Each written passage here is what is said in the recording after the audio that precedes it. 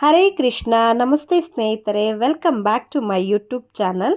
ಇವತ್ತಿನ ವಿಡಿಯೋ ನೋಡ್ತಿದ್ದಾಗೆ ನಿಮ್ಗೊಂದು ಐಡಿಯಾ ಬಂದಿರುತ್ತೆ ಯಾವ ಡಿಶ್ನ ತೋರಿಸ್ತಾ ಇರ್ಬೋದು ಅಂತ.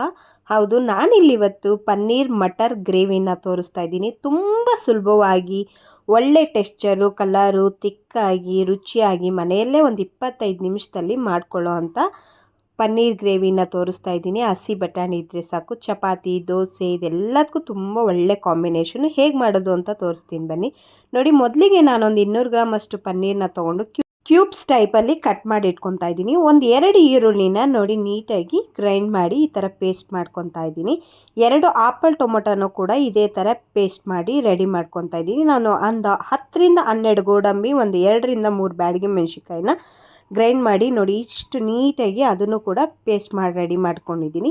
ನೆಕ್ಸ್ಟು ನಾನಿಲ್ಲಿ ಪನ್ನೀರ್ ಗ್ರೇವಿಗೆ ಏನೆಲ್ಲ ಬೇಕು ಅಂತ ಕಟ್ ಮಾಡಿ ಇಟ್ಕೊಂಡಿರೋ ಅಂತ ಪನ್ನೀರು, ಮತ್ತು 1 ಬಟ್ಲಷ್ಟು ಹಸಿ ಬಟಾಣಿ, 1 ಬಟ್ಲಷ್ಟು ಈರುಳ್ಳಿ ರುಬ್ಬಿರೋ ಅಂಥದ್ದು, ಮತ್ತು ಟೊಮೊಟೊ ರುಬ್ಬಿರೋ ಅಂಥದ್ದು, ಏನು ನಾನು ಬ್ಯಾಡಗಿ ಮೆಣಸಿನ್ಕಾಯಿ ಗೋಡಂಬಿ ಗ್ರೈಂಡ್ ಮಾಡಿ ಇಟ್ಕೊಂಡಿದ್ದೀನಲ್ಲ ಅದು. ಒಗ್ಗರಣೆಗೆ ನಾನಿಲ್ಲಿ 2 ಚಮಚದಷ್ಟು ತುಪ್ಪ, 2 ಚಮಚದಷ್ಟು ಬೆಣ್ಣೆನ ತೊಗೊಂಡಿದ್ದೀನಿ. ಸ್ವಲ್ಪ ಶುಂಠಿ ಬೆಳ್ಳುಳ್ಳಿ ಪೇಸ್ಟು. ಒಗ್ಗರಣೆಗೆ ನಾನಿಲ್ಲಿ ಸೋಂಪು, ಎಲೆ, ಲವಂಗ, ಚಕ್ಕೆ, ಕಸೂರಿ ಮೆಥಿ, ಮೊಗ್ಗನ್ನ ತೊಗೊಂಡಿದ್ದೀನಿ. ನೆಕ್ಸ್ಟ್ ಮಸಾಲೆಗೆ ಅಂತ ನಾನಿಲ್ಲಿ 2 ಚಮಚದಷ್ಟು ಅಚ್ಕಾರದ ಪುಡಿ, ಧನ್ಯ ಪುಡಿ, ಗರಂ ಮಸಾಲ, ಅರಿಶಿನ ಪುಡಿನ ತೊಗೊಂಡಿದ್ದೀನಿ.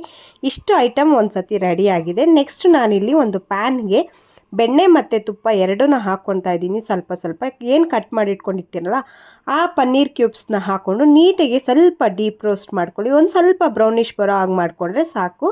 ನೋಡಿ, ಇದು ರೆಡಿಯಾಗಿದೆ. ಇದನ್ನು ನೆಕ್ಸ್ಟ್ ಒಂದು ಬೌಲ್ಗೆ ನಾನು ಟ್ರಾನ್ಸ್ಫರ್ ಮಾಡಿ ಇಟ್ಕೊತಾ ಇದ್ದೀನಿ.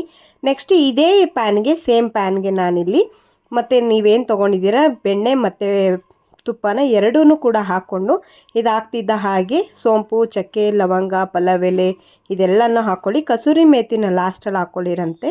ಹಾಕ್ತಿದ್ದಾಗೆ ಸ್ವಲ್ಪ ರೋಸ್ಟು ಬ್ರೌನಿಷ್ ಕಲರ್ ಬರೋ ಹಾಗೆ ವೆಯ್ಟ್ ಮಾಡ್ತಾ ಇರಿ.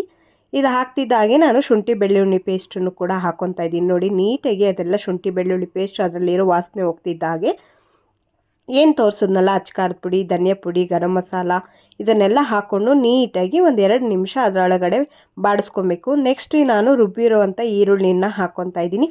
ಈರುಳ್ಳಿ ಪೇಸ್ಟ್ನ ಯಾಕೆ ಹಾಕ್ಕೊಬೇಕು ಅಂದರೆ ಒಳ್ಳೆ ಕಲರ್ ಬರುತ್ತೆ, ಮತ್ತು ಬೇಗ ಅಂದರೆ ಬೇಗ ಆಗುತ್ತೆ. ಒಂದು 25 ಮಿನಿಟ್ಸ್ ಅಷ್ಟೊತ್ತಿಗೆ ಈ ಗ್ರೇವಿ ರೆಡಿ ಆಗಿಬಿಡುತ್ತೆ. ಹಾಗಾಗಿ ನಾನು ಇಲ್ಲಿ ರುಬ್ಬಿರೋ ಅಂಥ ಮಿಶ್ರಣನ ಹಾಕ್ಕೊತಾ ಇದ್ದೀನಿ.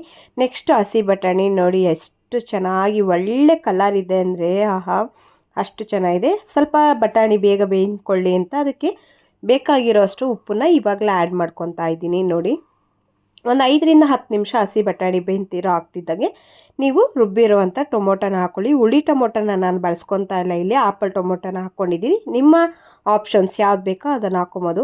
ನೋಡಿ, ಗೋಡಂಬಿ ಮತ್ತು ಬ್ಯಾಡಗಿ ಮೆಣಸಿನ್ಕಾಯಿನ ಹಾಕ್ಕೊತಿದ್ದಾಗೆ ಒಳ್ಳೆ ಟೆಕ್ಸ್ಚರು ಮತ್ತು ತಿಕ್ನೆಸ್ ಬರುತ್ತೆ. ಯಾಕಂದರೆ ಗೋಡಂಬಿ ಅಷ್ಟು ರಿಚ್ ಟೇಸ್ಟ್ ಕೊಡುತ್ತೆ. ಹಾಗಾಗಿ ನೋಡಿ, ಇದನ್ನು ಹಾಕಿ ನಾನು 1 ಬೌಲಷ್ಟು ನಿಮಗೆ ಎಷ್ಟು ಬೇಕೋ ಅಷ್ಟು ನೀರನ್ನ ನೋಡಿಕೊಂಡು, ಪನ್ನೀರ್ ಎಷ್ಟಿದೆ ಅದನ್ನು ನೋಡಿಕೊಂಡು ಒಂದು 10 ರಿಂದ 15 ನಿಮಿಷದೊಳಗಡೆ ಇದು ಬೆಂದ್ಕೊಂಡ್ಬಿಡುತ್ತೆ. ಇದನ್ನು ಬೇಯೋದಕ್ಕೆ ಬಿಟ್ಟಿರ್ತೀನಿ. ಇದಾಗ್ತಿದ್ದ ಹಾಗೆ ಪನ್ನೀರ್ ಕ್ಯೂಬ್ಸ್ನ ಕೂಡ ಆ್ಯಡ್ ಮಾಡಿಕೊಂಡು ಕಸೂರಿ ಮೇಥಿನ ಮೇಲೆ ಗಾರ್ನಿಷ್ಗೆ ಹಾಕ್ಕೊಳ್ಳಿ. ಬೇಕು ಅಂದವರು ಮೊಸರನ್ನ ಆ್ಯಡ್ ಮಾಡ್ಕೋಬೋದು, ಇಲ್ಲ ಅಂದರೆ ಓಕೆ. ನೋಡಿ, ಪನ್ನೀರ್ ಗ್ರೇವಿ ರೆಡಿಯಾಗಿದೆ. ತುಂಬ ಹೆಲ್ತ್ಗೆ ತುಂಬ ಒಳ್ಳೆಯದು. ವಾರದಲ್ಲಿ ಒಂದು 15 ದಿವಸಕ್ಕೋ ವಾರದಲ್ಲಿ ಒಂದು ಸತಿನೋ ಮಾಡ್ಕೊತೀನಿ. ಮಕ್ಳಿಗೂ ಮಾಡಿಕೊಡಿ. ಮನೆಯಲ್ಲೇ ಇದನ್ನು ಮಾಡ್ಕೊಂಡು ತಿನ್ನೋದ್ರಿಂದ ಯಾವ ಹೋಟ್ಲು ಅವಶ್ಯಕತೆಯೂ ಇರೋದಿಲ್ಲ. ಪರೋಟ, ಚಪಾತಿ, ರೋಟಿ ಈ ಥರ ಯಾವುದಕ್ಕೆ ಬೇಕಾದರೂ ಒಳ್ಳೆ ಕಾಂಬಿನೇಷನು.